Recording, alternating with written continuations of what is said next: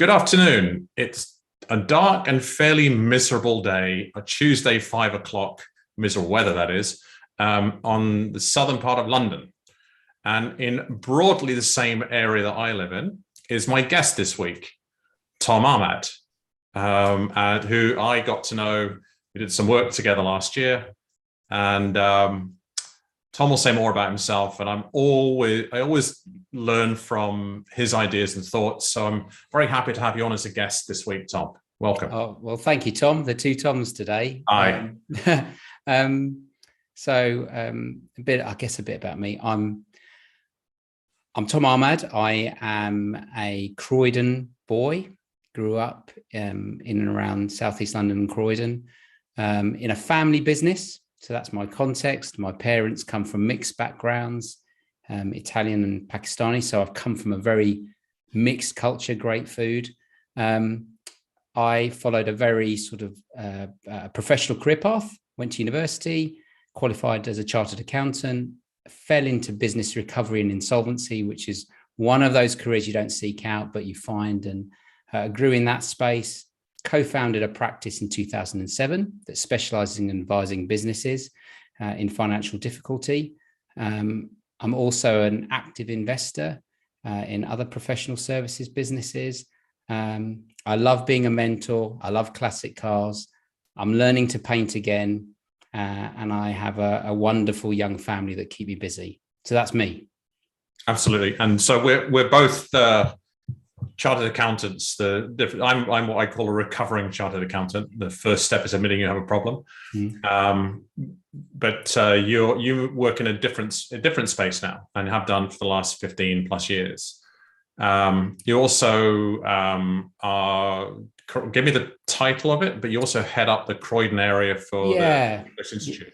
Yeah, so I'm the current Croydon ICAEW District Society President. There are, I think, 23 district societies around the country, and it's an independent organisation where ICAEW members can come together.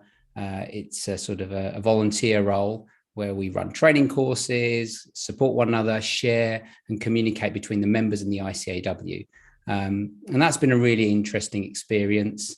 And also it's been going through a big transition. It's sort of the world is changing, Tom, and how the ICAEW and a number of professional bodies, law, or any sector, wrestling with change, and so are the district societies.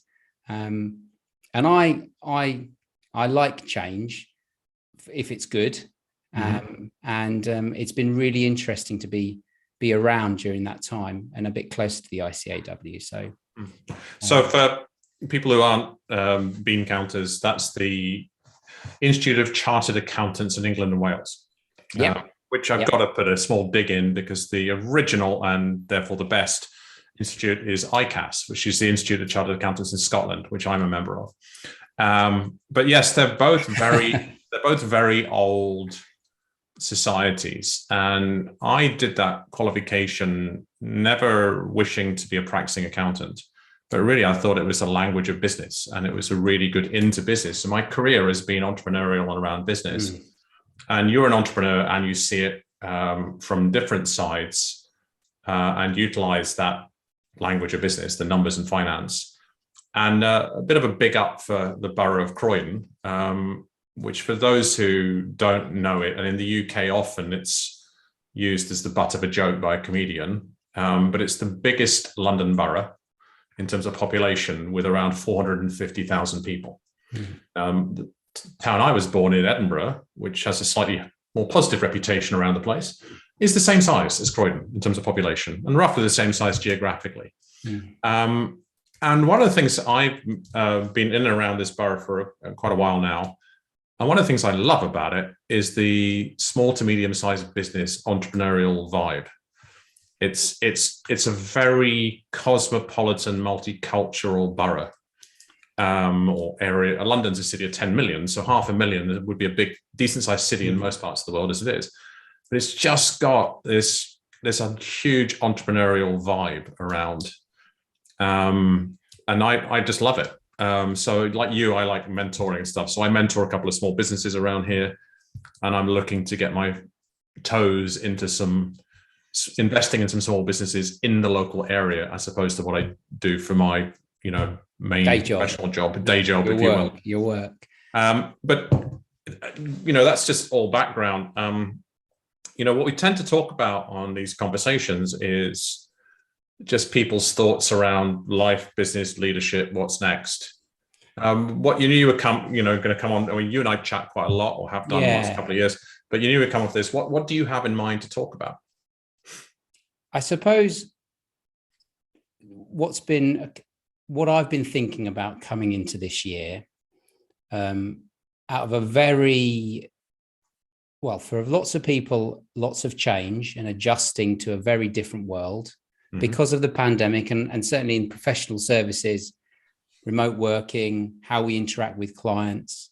In my world, business recovery, we have had a really unique insight into the sort of the cold face of businesses suddenly losing, suddenly the rules of engagement change. What do you mean we can't have people, people aren't coming to offices, businesses, aren't going to be able to sell the stuff that they create to others? How are we going to interact? How are we going to support everybody? And we've been through this couple of years of turbulence, and I think a holding pattern for some. When are we going to return back to some sense of normality? And coming into Christmas, I think with Omicron, I think there was it was really confusing, and almost are we going back to where's this going to go? And there was uncertainty there. So I reflected on what that meant for coming into 2022 over the Christmas period, where actually a lot of my team were isolating. And what that transposes for us is that we've gone through a real transformative period in certainly my core business recovery. And I feel that people need a little bit of stability, right, in terms of energy levels. And I think we also have the chance to make some key decisions about how we want the future to be, rather than responding. I wanted to shift from responding to inputs on the way we live to go, what can we do to create some certainty and create some stability going forward? And that for me was clarity for 2022, and pace. I think we've been incredibly busy as professionals responding to the changing circumstances, certainly with clients needing help and support. We've got very busy in the last quarter. And I'm really mindful of my team's energy and how they've coped working remotely and flexibly, and what they perceive the future to be. So that's how I sort of approached the year. And I was quite positive, frankly, coming into my first conversations with the team. What's been really challenging in the last couple of days is and maybe helpful to something, I think a lot of people have been really wrestling with the start of this year. I think there is certainly a weariness. Christmas hasn't, and the end of last year hasn't been as people had hoped. So I've found myself having to lead and be positive and really lean on those positive thoughts to kind of G people up around me. And that's quite tiring too, Tom, as a leader. Yes. And then it fed into the idea of pace. Just as an adjunct on a personal level, I suppose, I, as an individual, have been reflecting on what all of this change has meant, and the conversations that we've had walking in the, going for long walks and discussing opportunities and the future. And I think I've framed my development this year is moving from work to the concept of, I think, life's work. Kind of elevating my thought process. So as a trade and a professional, I've been doing insolvency and business recovery 20 years, advised lots of businesses, and I really want to move away from areas of what I do to create space for others. I want to mentor others to come in behind me. And I sort of look a bit higher up and say, well, life's work to me is stuff that I'll do regardless of whether I need to earn This is the way I want to live for a very long time, and slowing things down a bit in that regard. So yeah, those are my narratives at the minute, and that's what the future. Those are the future challenges that I'm working through. That's very, very thought out. And if I try to recount those, just so I've got the different plates spinning in my head. One of the first pieces you looked at, and I'll use slightly different language, is there is the idea of being reactive. Yeah. Where we just, every time something happens, okay, what do I do about it? What do I do about it? So you move, and we've been living in this period of profound uncertainty for nearly 2 years now.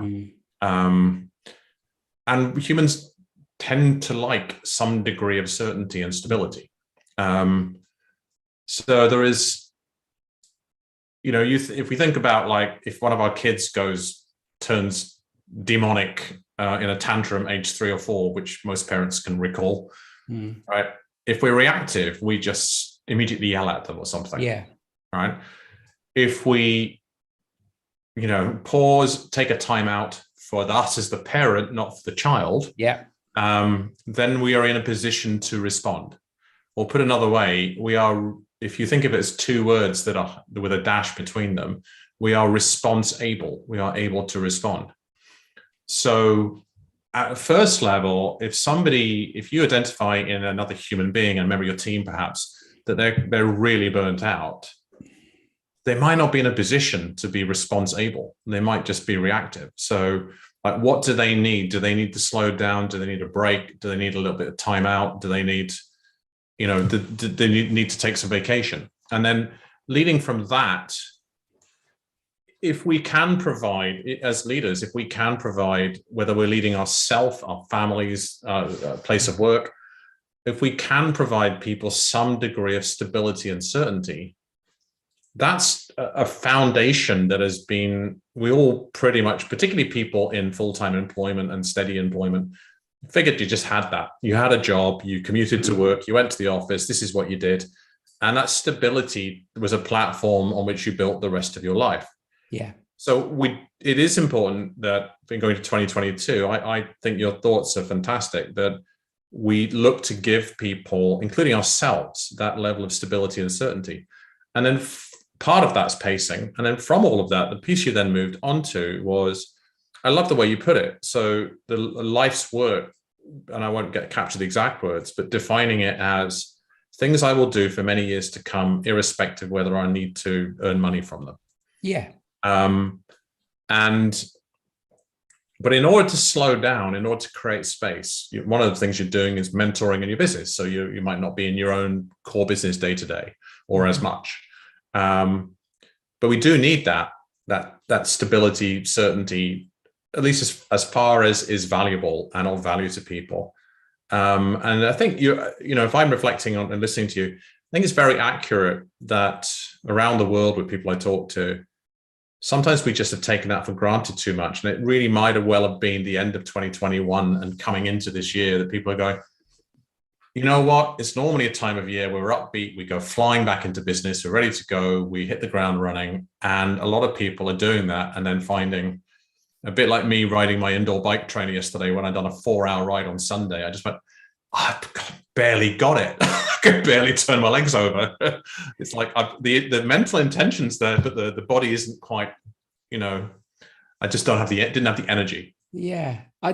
It's interesting though. So I think there's a sort of a stoic mentality that I've kind of nurtured over the last year, where it's about how you respond to the environment around you and some practical choices. So I can't change the fact that I think, if we take the view that the pandemic, which has tended to be the biggest trigger for all of this change and adjustment, in a roundabout way has changed people's plans, holiday plans, resulted in periods of, queuing for fuel was madness, and the toilet roll scandal, where you couldn't even get, I remember walking to shops and it was like an apocalyptic movie.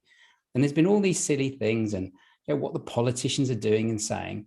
it feels like a movie at times. And I sat there and I thought, well, the one thing that I can do is I can work on how I respond to these constant changes. And if I become good at that, and I can also help others by sharing them some of my worries and tips and tricks.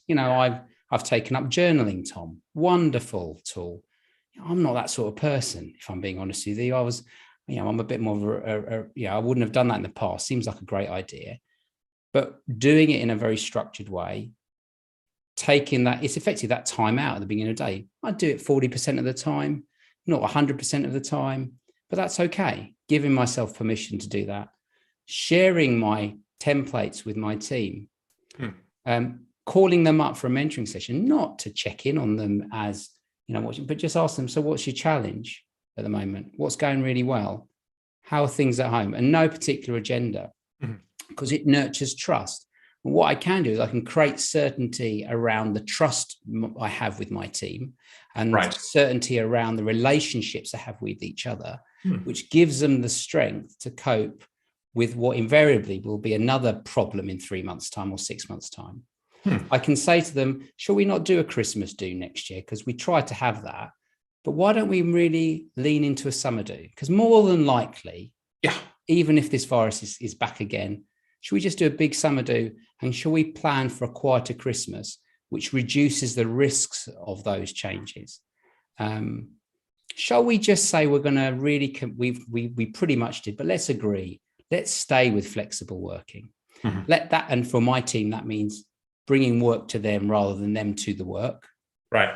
Let's close that office, but let's also say, we know there's a suite of opportunities for co-working, and let's discuss how we can stay close in a way to allow some, how did I describe it?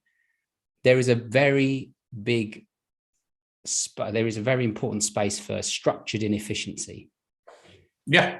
Commuting, if you have to do it every day, it feels like relentless. And when I used to work in town, it used to be a pain. But actually, once every 2 weeks, to take your laptop and go and meet someone, or encourage more members of my team to meet for walks outside. These are all routines that can create new routines that are more than likely to be sustainable, no matter what happens in the world around them. And I need that. And regardless of where you are in life and how much you achieve from starting a career, or the first time you're a parent, or anything of those, we do need those little core routines. Yeah. So I'm working on, that's my kind of view, but I also feel that in order for me to do that well with others, a bit like on a plane, put the mask on yourself first before you hit the person next to you. And I had to take the bull by the horns and say, so what can I do better? And really, and being pretty, rubbish at it, and accepting that I'm going to be rubbish as I try these new things. But as I keep trying, I become better at it. And then I can say, well, this worked for me. Yeah, don't worry. It's a bit clunky at first, but you might find a different way, but stick with it, see how it goes. And then you find those individuals have some success and they share something back. So that's a well-being piece. And so I also don't necessarily believe in people being happy all the time. I think that's kind of a lazy way to think about it. I think people feeling like they're in control, or that they're able to cope with what life throws at them. Because happiness, in order to have happiness, in my view, you have to have a bit of sadness. In order to feel that you've achieved something, you need to have a bit of a struggle, even putting some flat pack furniture together, if it's dead easy and clicks in 2 clicks and it's fine, means nothing. But if you're trying to get things together and you make it work, and it's taking 2 hours and it looks great, it feels brilliant. But you're certainly not happy when you're looking at the mess on the floor when you start. So that's my kind of higher view of it all. So let's just I'm loving your thoughts. I'm just capturing some stuff from them. And to the final bit, I would agree with you that if everything comes too easy to you, there's no memory.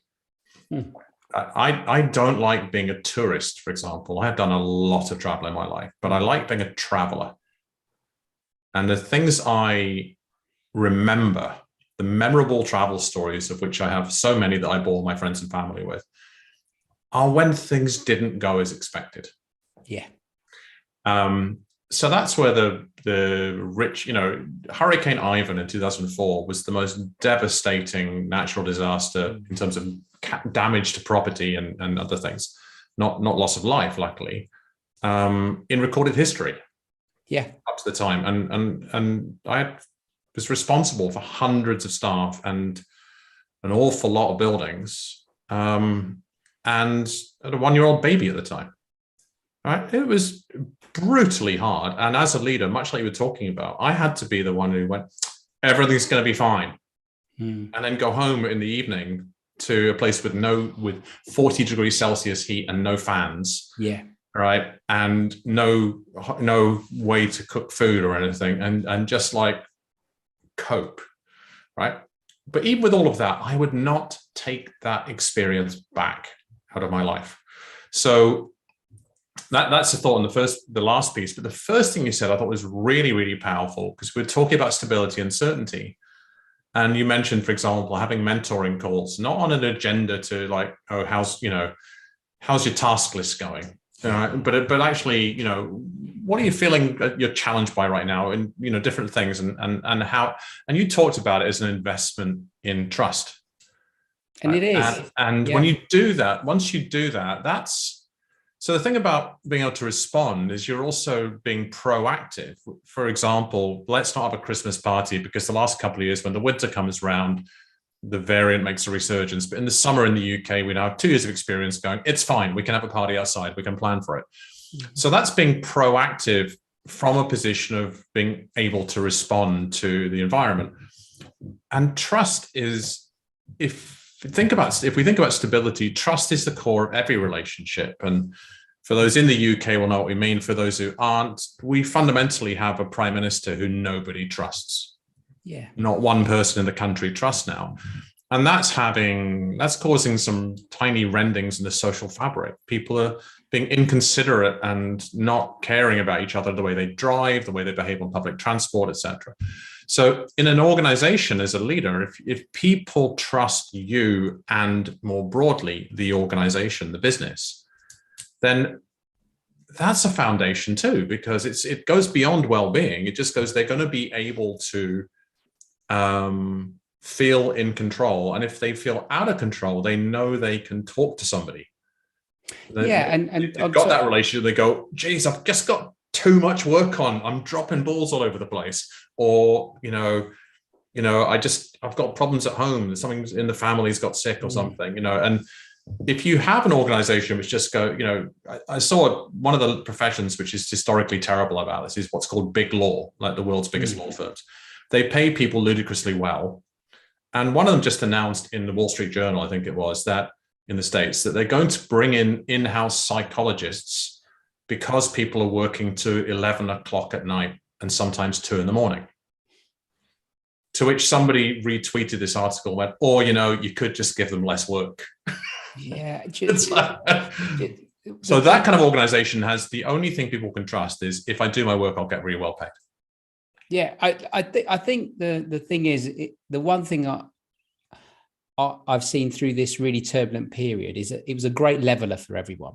Everyone has had an impact in some way. Yeah. And so a bit like when you put everyone in the same boat, you can create an opportunity for people to see one another as who they are, not their title, not their role, not where they're at. I through my life experiences, when we're in a crisis together, if I was stuck in a lift with 4 strangers, we've got to get out of this situation together. And what's great is seeing people. I have a network of neighbors now that I can talk to, because I reached out because a few of them were elderly during the pandemic and wouldn't know how to do an online order. And that's fundamentally part of my life as a family. So I think trust is something that you have to constantly work at. It's really simple. It's really simple. It's just it's being authentic, picking up the phone, going for a walk with someone. Once you've got trust, and for me, it's, you know, they might not like you, but if they trust what they're who they're dealing with, they feel straight with them, then, and you know where they're at, actually, then you can start looking at alignment towards a goal. You can start thinking, right, well, me and you trust one another. There's no agenda here. We've got this problem or opportunity. How are we going to sort this out? How are we going to do that? I've got some ideas. This is coming from a position of care and trust. You've got some ideas. Let's see if we can align around a plan. And when you have that trust, you know that when you walk away from that, and it's especially important in a remote business now, where we are way past micromanaging. I think fundamentally, whenever I have a conversation with a professional, so I want everyone back in the office, I want everyone. So I think it really, a lot of it stems down to trust. Yeah. They don't trust the people to do what they're going to do. Well, I can check on everybody. I've got timesheets. I can see what the technology's there. But actually, why don't you, instead of one option is to drag them in, but actually, why don't we work on trust? We just do that, then work on some ideas. And then I think you're more likely to be successful in achieving an outcome, because people are likely to agree and they're likely to do what you've said from a position of trust. The other big thing about it is it's really joyful, Tom. It's really cool picking up the phone to a colleague. I worked with one of my colleagues for years. We all make assumptions about one, and we're all very lazy. We are. I'm not a geneticist or anything, but I don't think we're that far from a gorilla or a monkey or a Neanderthal, right? Where we think we're clever, but we're really quite stupid. And I think the pandemic has shown that, really, you know, some of the behavior. But when I called up, you know, I asked people, you know, I asked one of my colleagues, why aren't you taking that next step? Or why aren't you why don't you believe in yourself? And I suffer from imposter syndrome, just like everybody else, and being vulnerable and sharing those things. And the reason that I got received was a really random assumption that was so not true. But because I create some space to just talk, it came out. And I said, well, okay. And it was about how would this work if we disagreed, Tom? You've always been my boss. And I said, but so the reason that person wasn't stepping forward with ideas because she didn't want to disagree with me. I said, but you've seen me disagree with other people all the time. There's different perspectives. Have I dealt with it badly? No. So why don't we spar? Why don't we practice that? So I tell you what, you just had a going forward, whenever you have a position where you will, and have you ever really disagreed with me before? Well, no, but I worry if we did, what would happen? I said, well, let's practice. Nice. And that comes from now, and we have practiced, and that must have come from the fact that when I said that, she trusted I was being sincere. Yeah. And I meant it. So, and that's really cool, right, Tom? I'd do that even if I didn't need to work, right? I'd do that with anyone. And if you live that way, I'll be a better father, I'll be a better friend, I'll be a better mentor, and I'll be a better investor. And a better husband. I've got to do that. I've got to say that, otherwise I'll lose everything. Very, very cool. And I've known you for a couple of years now, or coming on for.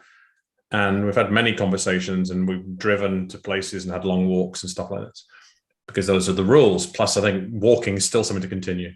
But I think consciously, sometimes we're not conscious of what our strengths are, whether they're innate or that we've developed them or both. And in the profession that you're in, you meet businesses at a point of pressure. Yeah. You meet businesses that are under stress. Yeah. And those are led by humans. Yeah. Right. And you can and do have all the qualifications and regulatory licenses, etc., that are necessary to do the job. But ultimately, it's not going to flow if every single decision is made from a point of conflict between the people involved. So you've got 20 years experience of building trust. So that and there will be points of conflict, but resolving them. And the piece you said about it's just leadership. To be honest, it's quite high level leadership to express it this simply, because simplicity is the essence of sophistication, right? You just need to be complex. Is that when you've got trust, then you can create alignment around any business direction, any business decision, any priority, any project. Yeah. And it's, and you know, when you talked about the imposter syndrome, if there are people who are looking at, people have to come back into the office, et cetera, et cetera. Now, I get the piece about structured inefficiency, like getting people together for an away day every so often, or creating a co-working space. You and I have talked about those ideas. There's value in that, but I do feel that quite a lot of the time, the person saying my staff need to come back into the office, they are not trusting themselves or their ability to lead people effectively if they don't have the structures they had before. But if you do create trust, you know, timesheets, right, which is a thing in the professions. I used to do timesheets, and then I remember the first newly qualified accountant I hired to come work for me when I was out of public practice, and they said, "Do I do a timesheet?" I says, "No, hell no." It's like, and then they left 2 years later, and I was disappointed they'd left. They had personal reasons to leave, and I sat down talking with them, and they said, "You know, you're really sneaky." I said, "What do you mean?" He says, "I worked much harder and much longer hours for you than I ever did when I was filling in a timesheet." Yeah. He says, "What do you mean?" He says, "When I first arrived, I kept asking your permission to go to get," because this was somebody moving to Cayman, and the first couple of months, you've got to fill in all kinds of forms, get your driving license done, you know, buy a car, all this stuff. And you do it in the middle of the day. And they kept asking, I said, "Look, do not ask me permission. Come to me anytime you need help with anything, but I trust you to do your job and you'll get it done, and that'll be it."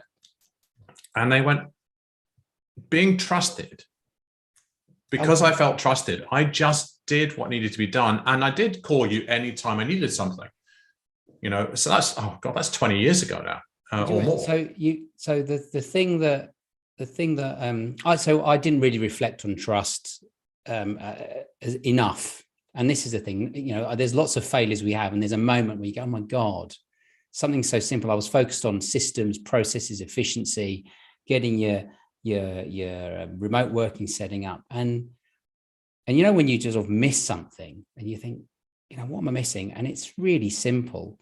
And then I reflected on the work that I do. You know, there's a book in me somewhere, but I grew up above a shop in a family business. I was doing the books when I was 12, and business is actually a family. It's a collection. A company is a collection of people. You know, a group working towards a goal, and it's really, really emotional. And we see a lot of vast success, entrepreneurs, hustle, all these books, and I've read them and I've seen the YouTube. But I walk into the room when the world's going to end, right? And when I walk into the room as an insight, and this is, I don't know actually if enough of the training within our profession prepares trainees. We do focus, and in accountancy too, focus a lot on ticking boxes and checklists, but not enough on people. People are going to lose their homes. People are going to lose their jobs. People are going to lose their businesses. People are not going to get what they expected. Customers are going to be left high and dry. And everybody wants to blame someone for it. And actually, do you know what, Tom? 9 times out of 10, what people fail to accept is that business is risky. Yeah. Business and life is risky. We have it's not mentioned, anyone can be a director. Everyone wants to succeed, but success and profit comes through managing risk well. Yes. And finding a solution idea, but to get there. And things do go wrong. And often for the best entrepreneurs, they've gone wrong many times.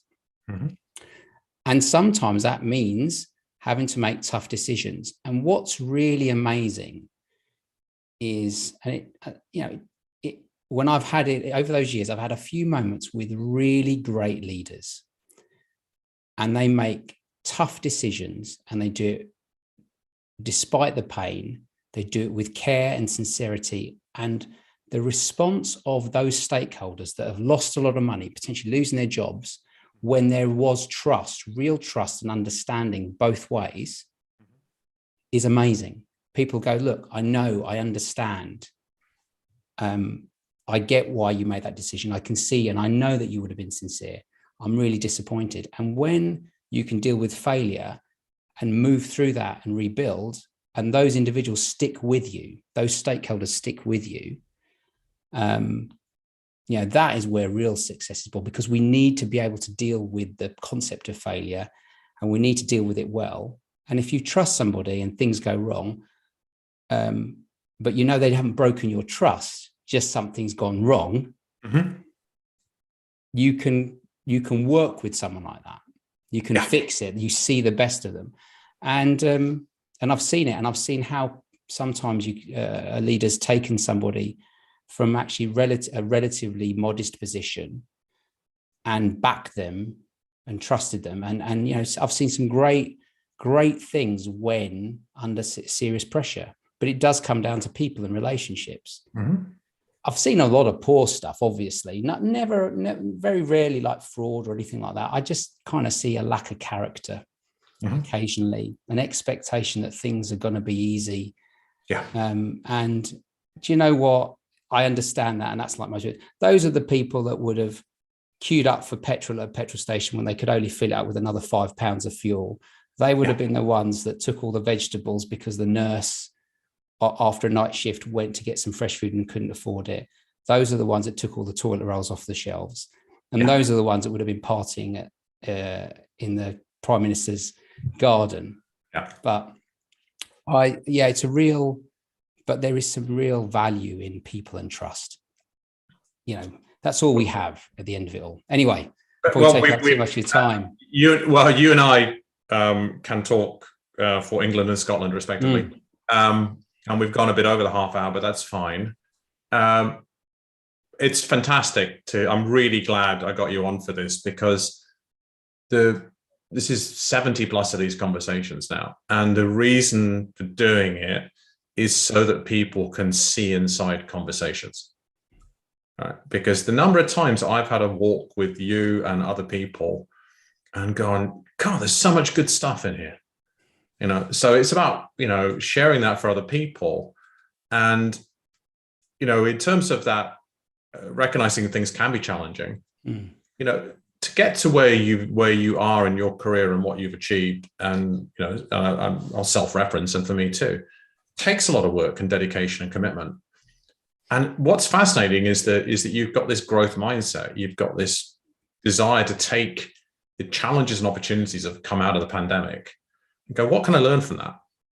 And where can that be applied? And anybody listening to this will have taken a whole bunch of things from listening to you and sharing some of the things that you've learned. And that for me is, we have different words in the English language for different things. Happiness, you talk about happiness and sadness, but as joyful, you said in talking to one of your team members, there's great joy and fulfillment for me in having conversations like this. It's a great way for me to finish a Tuesday, So I want to just give thanks to you. And I always like to let my guest have the last word to, what after talking with me about 35 minutes, what's your kind of last thing to share for people? Oh, wow, Tom. Well, one, thank you. Thank you for all of that. I think the thing is, life has ups and downs. And I think the side of a good life is kind of riding both. You need both sides of those coins. We've gone through a pretty tough time, but I've seen some really cool stuff come out of it. I've seen stuff we've seen in the media, but stuff in my team. I've seen the younger team members, the ones with fresh ideas, suddenly being elevated to leading from the bottom because the rules have changed. And I've seen real support and interest in each other.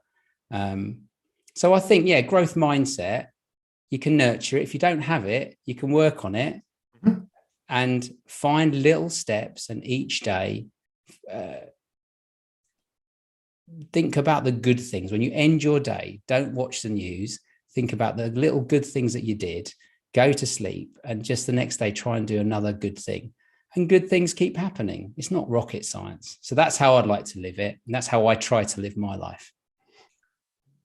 Absolutely superb. I'm going to remind myself of that thought this evening. As I finish my day, I'll just be thinking of the good things. Thank you. It's been a pleasure and a privilege. The other Tom Ahmad. Thank you, Tom. Thank you.